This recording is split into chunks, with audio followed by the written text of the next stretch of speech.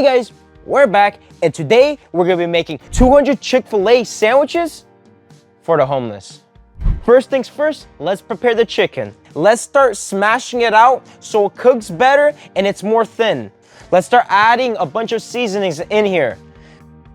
Let's start coating the chicken in the flour. Let's start preparing to cook it. First, we're gonna need more flour and add all the same seasonings.